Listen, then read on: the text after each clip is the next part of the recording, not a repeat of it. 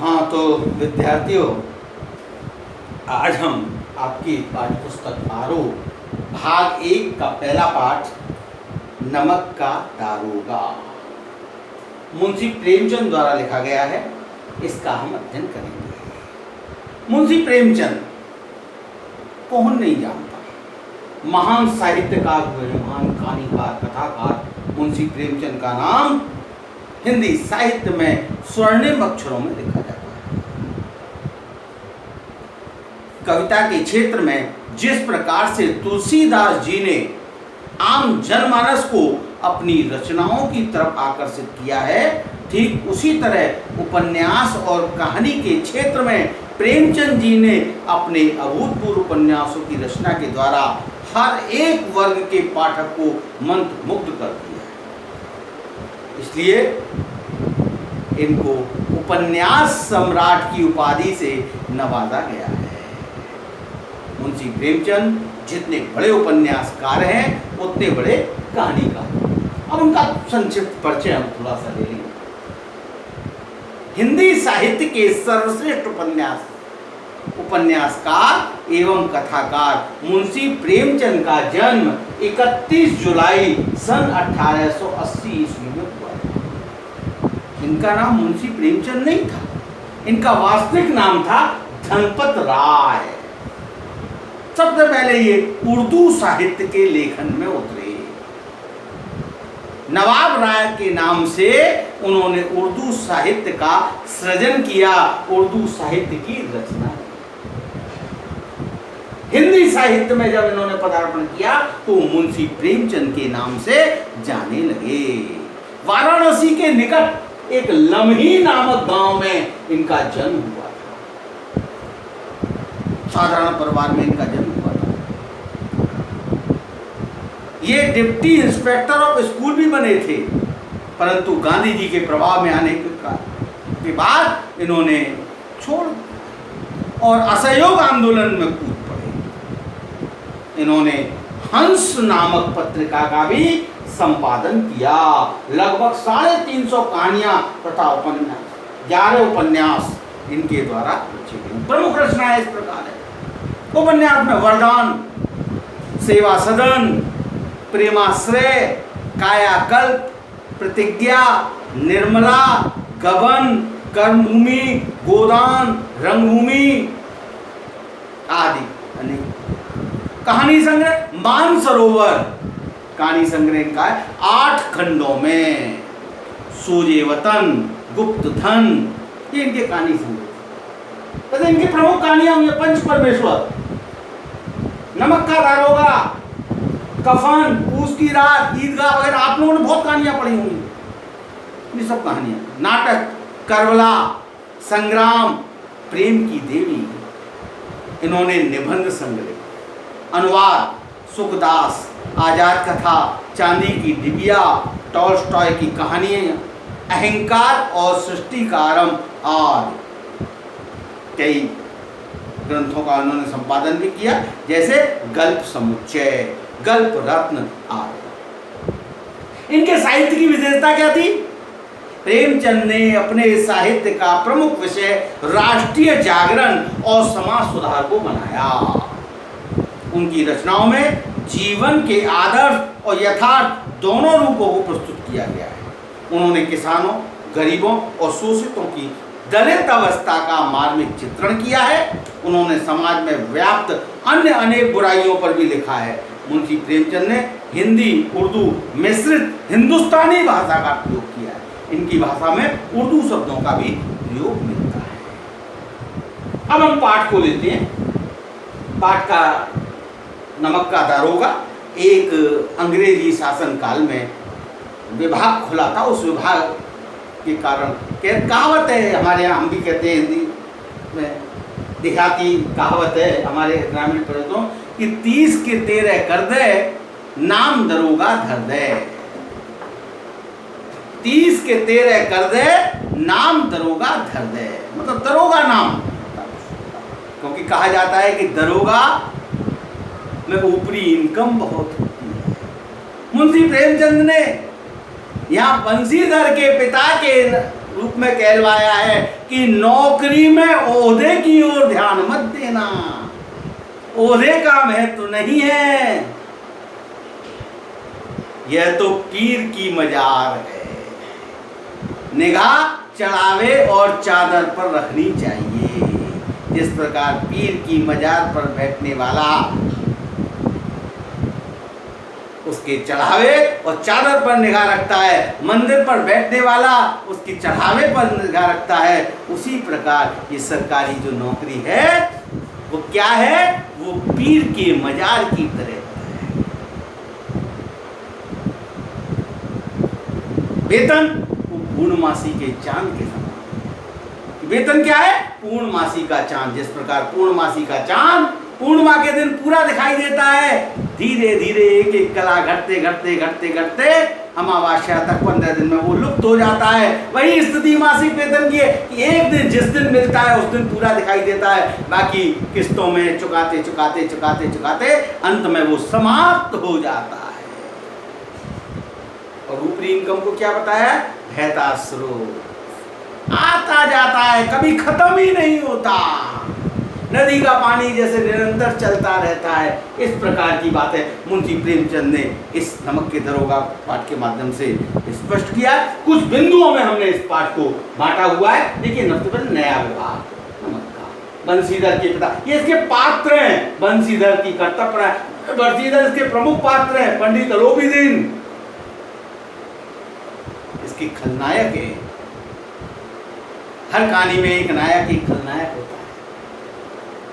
यहाँ धन और धर्म में युद्ध दिखाया गया है, धन का प्रभाव हावी होते दिखाया गया है और कर्तव्य परायणता को दंड मिलता हुआ किया है, परंतु धर्म का महत्व भी अंत में स्पष्ट किया है तथा कर्तव्य परायणता का पुरस्कार भी मिला है।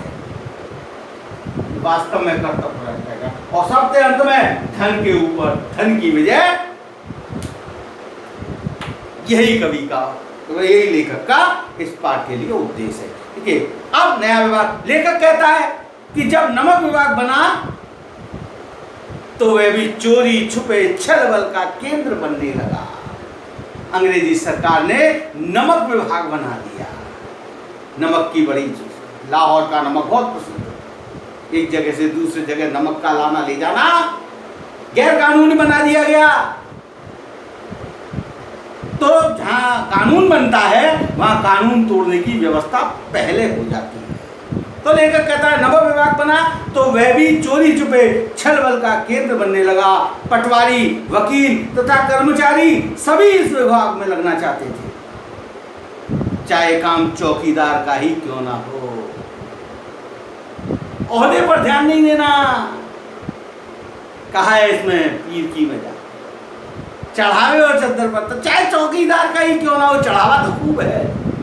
अंग्रेजों का जमाना था तथा कविगण श्रृंगार रस तथा प्रेम रस के द्वारा सर्वोच्च पद प्राप्त करने लगे, जिसमें फारसीदा कवि प्रमुख थे। बंसीधर भी इन्हें श्रृंगार तथा प्रेम को ही अमेरिका के आविष्कारों से ज्यादा सम्मान देते थे। इस तरह का ये नया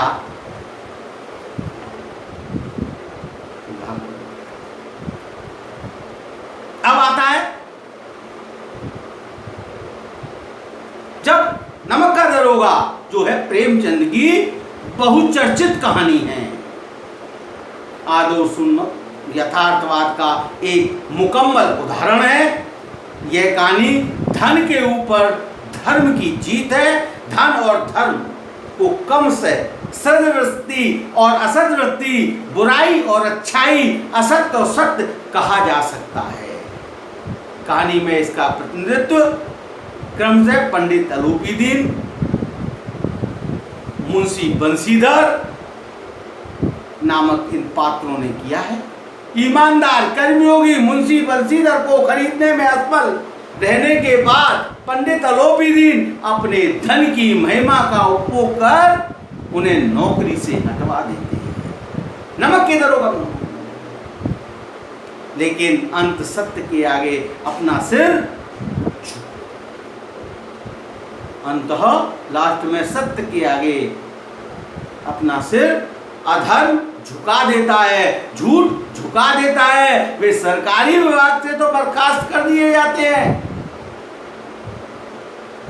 परंतु आलोपी दीन के यहाँ बहुत ऊंचे वेतन और भत्ते पर उनकी सारी जायदाद का मैनेजर नियुक्त कर दिया जाता है।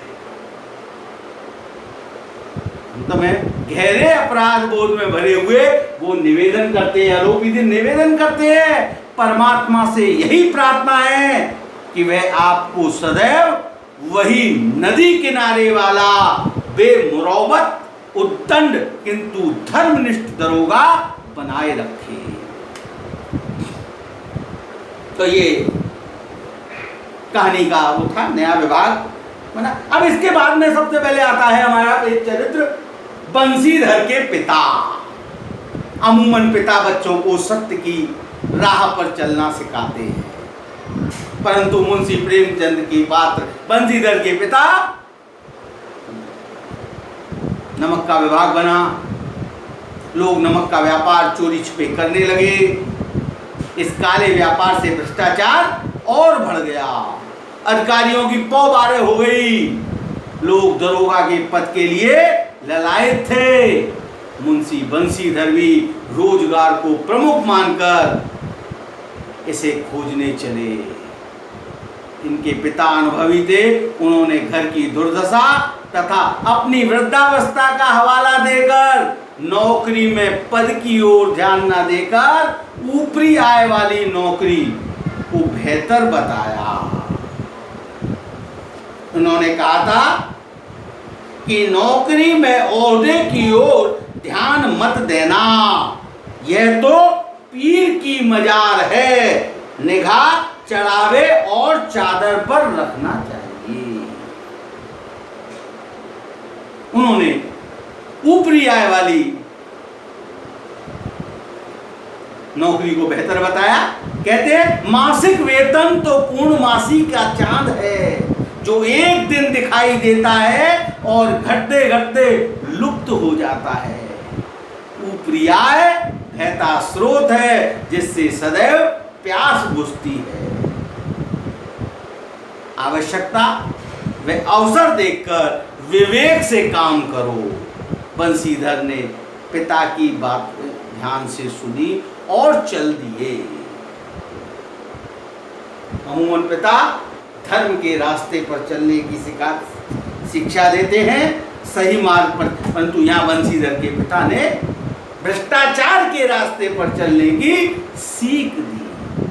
धैर्य, बुद्धि, आत्मावलंबन व भाग्य के कारण नमक विभाग के दरोगा पद पर प्रतिष्ठित हो गए। घर में खुशी का वातावरण,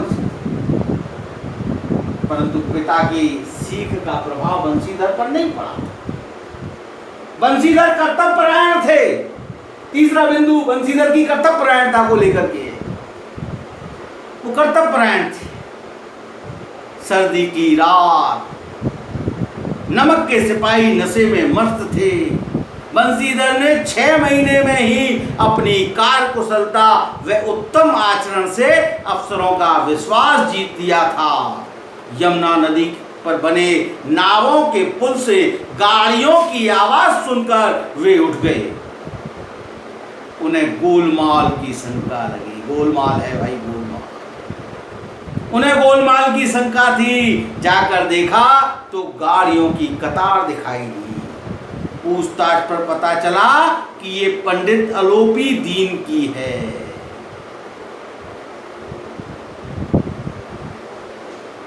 आलोपी दीन कौन थे भाई? ये पंडित आलोपी दीन की दिया, मैं पूछना था आलोपी दीन कौन थे? तो आलोपी दीन का पदार्पण होता है कहानी में, आलोपी दीन पात्र का पदार्पण होता है। पंडित आलोपी दीन की है। पंडित आलोपी दीन इलाके का प्रसिद्ध जमींदार था, जो ऋण देने का काम करता था। तलाशी ली तो पता चला उसमें नमक है।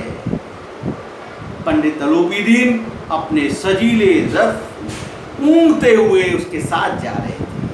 तभी गाड़ी वालों ने गाड़ियां रोकने की खबर दी। पंडित सारे संसार में लक्ष्मी को प्रमुख मानते थे। यानी धन का महत्व समझते थे, धन से सब कुछ।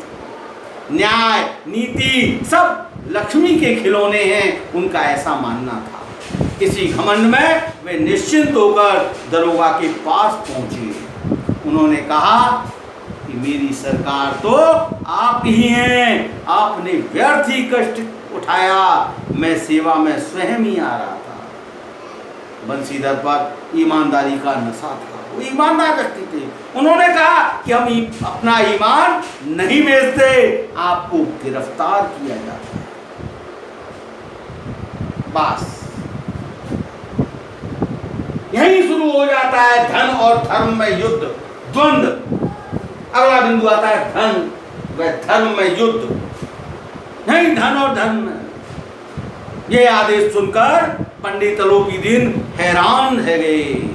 यह उनके जीवन की पहली घटना थी। सिपाही बदलू सिंह उसका हाथ पकड़ने से घबरा गया। फिर अलोपीदीन ने सोचा कि नया लड़का है, जोश है, कोई बात। दीन भाव में बोले, आप ऐसा न करें, हमारी इज्जत मिट्टी में मिल जाएगी। बंसीधर ने साफ मना कर दिया।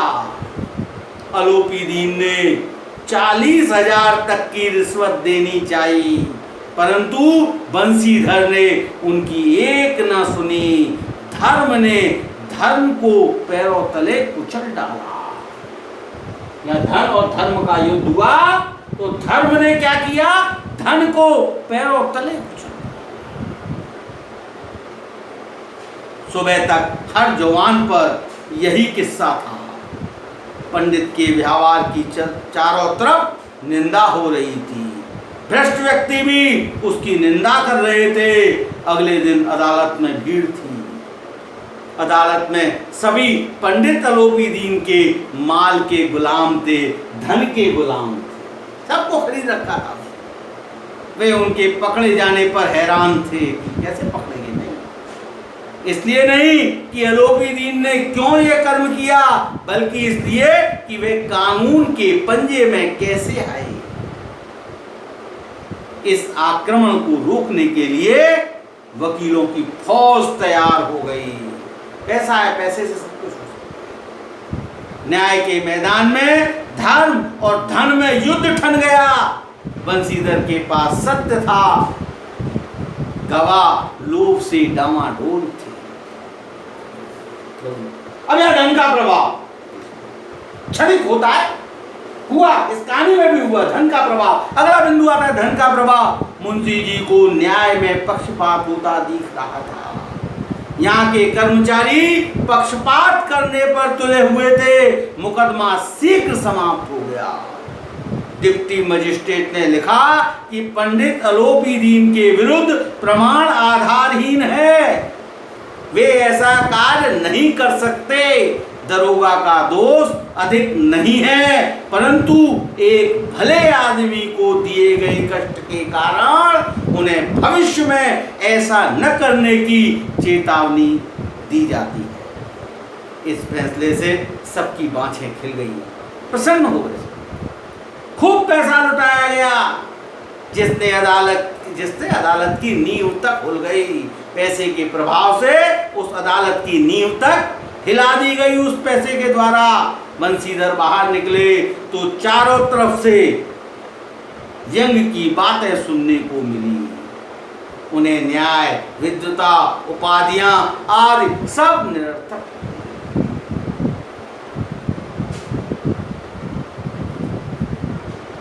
कर्तव्य परायणता का दंड, ये क्या था? बंसीधर की कर्तव्य परायणता का दंड था। अगला बिंदु, बंसीधर की बर्खास्तगी का पत्र 1 सप्ताह में ही आ गया। उन्हें अपनी कर्तव्य परायणता का दंड मिल गया। दुखी मन से वे घर चले। उनके पिता खूब बड़बड़ाए, यह अधिक ईमानदार बनता है, जी चाहता है कि तुम्हारा और अपना सिर फोड़ दूं। उन्हें अनेक कठोर बातें कही। मां की तीर्थ यात्रा की आशा भी मिट्टी में मिल गई। पत्नी कई दिन तक मुंह फुलाए बैठी रही, परंतु सत्य सत्य होता है।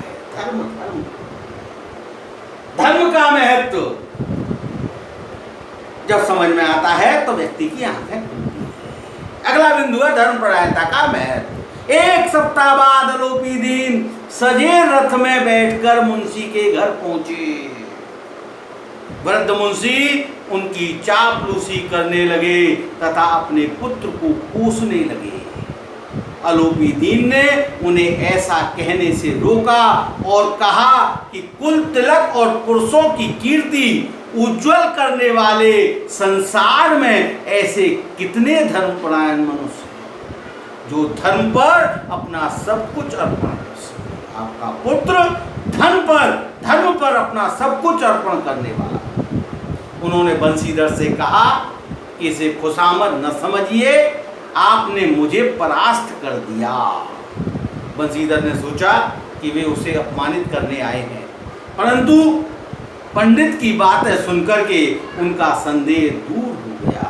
उन्होंने कहा कि यह आपकी उदारता है, आज्ञा दीजिए। अब यहाँ आकर के उस कर्तव्य परायणता का पुरस्कार यहाँ मिलता है। लेखक ने यहाँ पर कर्तव्य परायणता को पुरस्कृत होते भी दिखाया है। तो कर्तव्य परायणता का पुरस्कार क्या है? आलोपी दीन ने कहा कि नदी तट पर आपने मेरी प्रार्थना नहीं सुनी, अब स्वीकार करनी पड़ेगी। उसने एक स्टाम्प पत्र निकाला और पद स्वीकारने के लिए प्रार्थना की। बंशीधर ने पढ़ा, पंडित ने अपनी सारी जायदाद का स्थायी मैनेजर, 6000 वार्षिक वेतन, रोजाना खर्च, सवारी, बंगले आदि के साथ नियत किया था। बंशीधर ने कांपते स्वर में कहा कि मैं इस उच्च पद के योग नहीं हूँ। ऐसे महान कार्य के लिए बड़े अनुभवी मनुष्य की जरूरत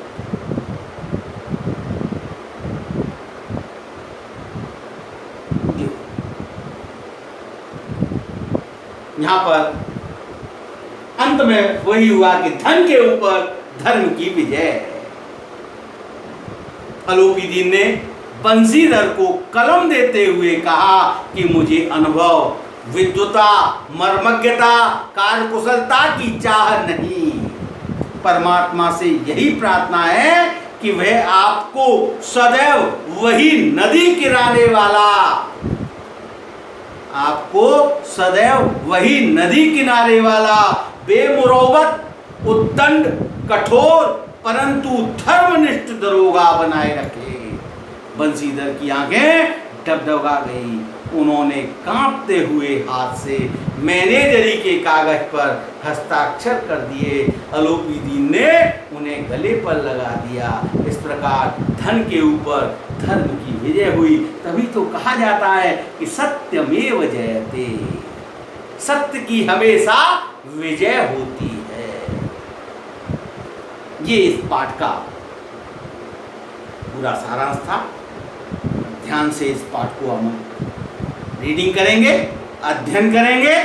इनमें कुछ कठिन शब्द हैं, जैसे गरज वाला यानी कि जरूरतमंद, बरकत यानी कि वृद्धि, बेगरज यानी जिसे जरूरत ना हो। उर्दू फारसी के पत्र हैं। महाजन उधार देने वाला, मल्ला नाविक, सदाव्रत हमेशा भोजन बांटना, बाट देखना, इंतजार करना, लिहाफ, रजाई, ऐसे कुछ सामान्य बोलचाल के शब्द हैं। इन पर आप अंडरलाइन करेंगे और शुद्धानुसार मुझसे इसके बारे में जानकारी कर सकते हैं। बस आज इतना ही। आपका दिन शुभ और मंगल में हो। Thank you very much.